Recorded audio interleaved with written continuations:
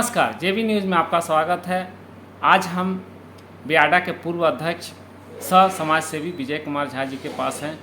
एक प्रश्न है, उसको उलझा हुआ है, उसको हम सुलझाने का कोशिश करेंगे। हाल ही में बसेरिया 4 नंबर बस्ती में भूधसान हुआ था। इसी क्रम में बीसीसीएल एवं रेल के अधिकारी वहां पर आकर जांच पड़ताल कर पुष्टि किए थे कि रेलवे को कोई खतरा नहीं है।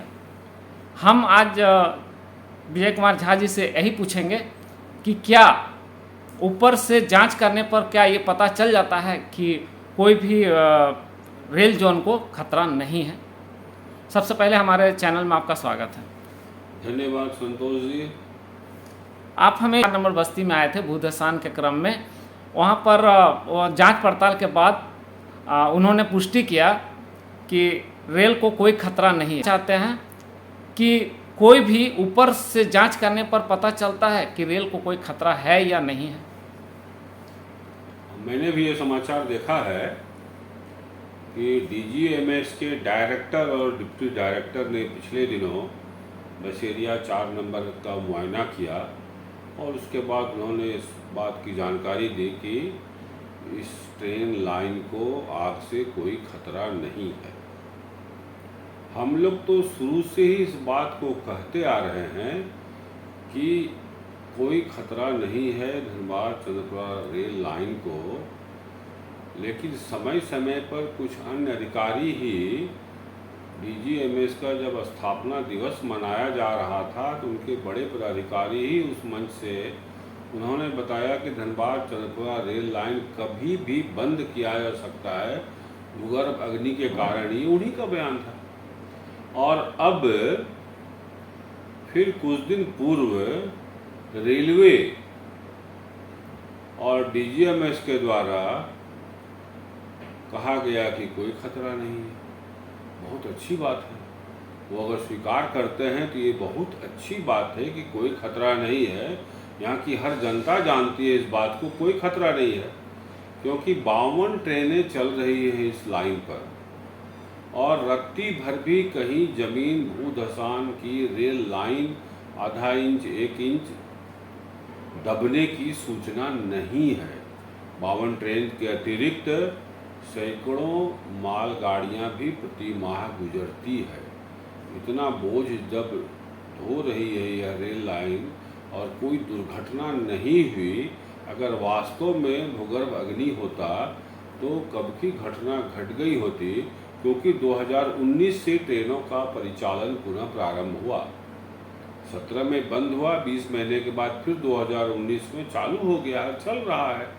लेकिन बार बार कन्फ्यूजन तब होता है जब कोई कहते हैं अधिकारी कि आग है, कोई कहते हैं आग नहीं है।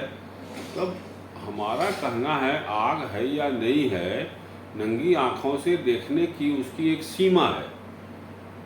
आँखों से दूर तक देखने की भी एक सीमा है।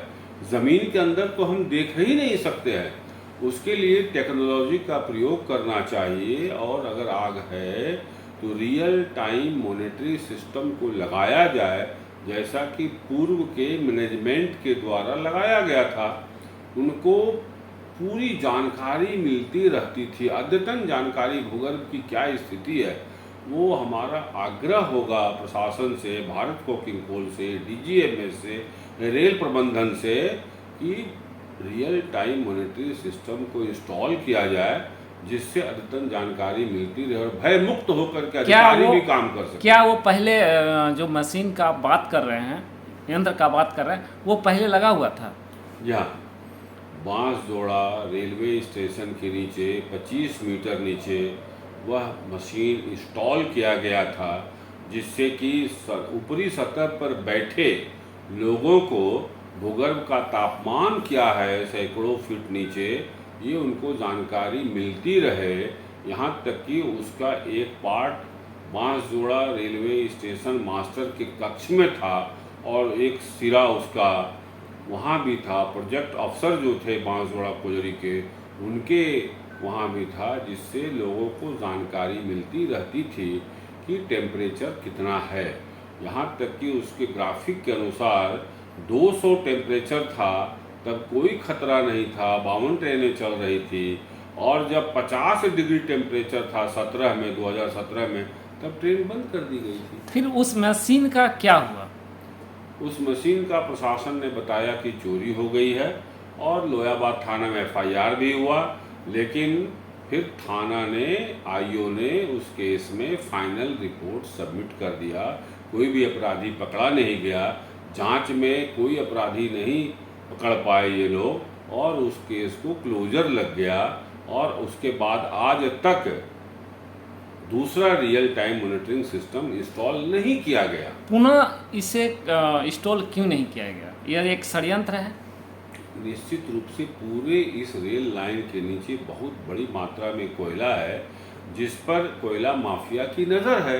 वो चाहते हैं किसी प्रकार से लाइन को बंद करवा दिया जाए और षड्यंत्र से और दुर्भिसंधि के द्वारा और कोयला निकालने का काम लिया जाए। किसी को ट्रांसपोर्टेशन चाहिए, किसी को कोयला निकालना चाहिए। ये सब एक षड्यंत्र का हिस्सा है कि बार बार बंद कर दिया जाता है, फिर क्लीन चिट दिया जाता है, फिर बंद करने की बात की जाती है।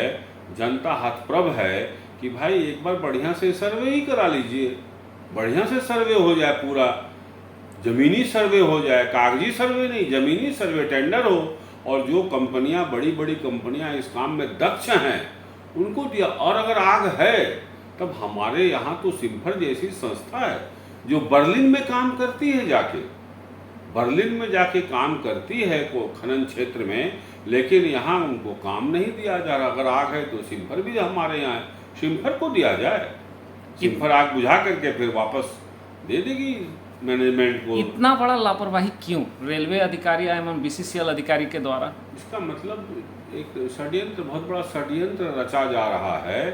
इस कोयले जो भंडार है, अकूत भंडार है, उच्च कोटि का कोयला भी है, इसको पाने के लिए ललचाई दृष्टि लगाए हुए हैं कुछ लोग, और उसके षड्यंत्र का हिस्सा है। ये सारी बातें उस षड्यंत्र का हिस्सा है, हो सकता है। इसीलिए कभी कभी हम षड्यंत्र के शिकार हो भी जाते हैं।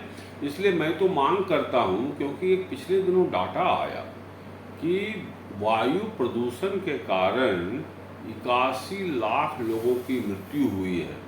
मृत्यु का कारण सिर्फ वायु प्रदूषण है। इस 81 लाख में 21 लाख लोग भारत में मरे हैं और 23 लाख लोग चीन में मरे हैं, और बाकी सारी दुनिया में शेष, मतलब 43 लाख लोग, 23, 20, 44 लाख लोग सिर्फ 2 देशों में, और बाकी सारे दुनिया मिला करके 81 लाख।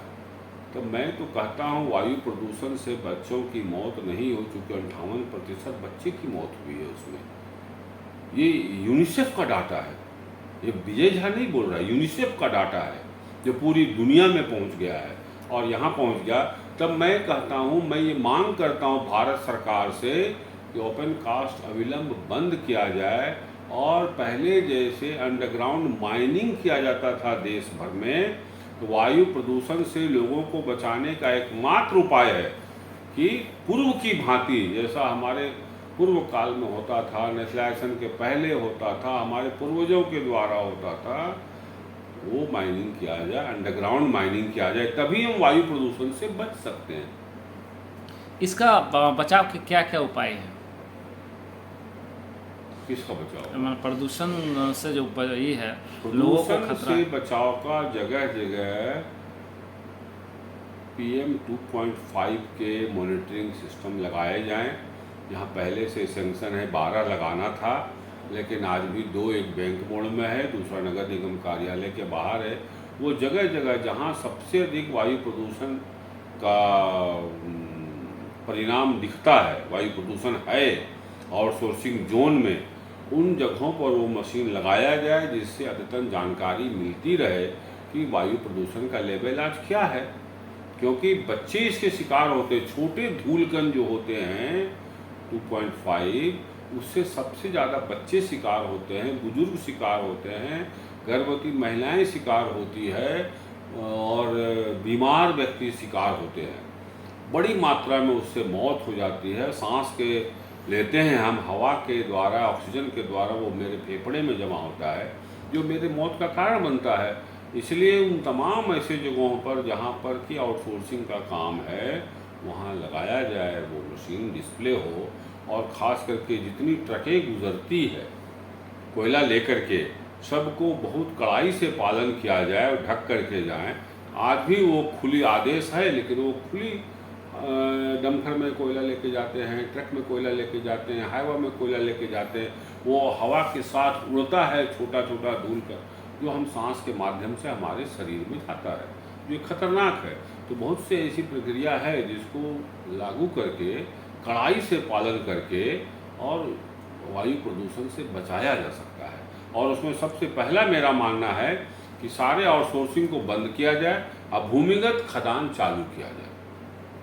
बहुत बहुत धन्यवाद आपका।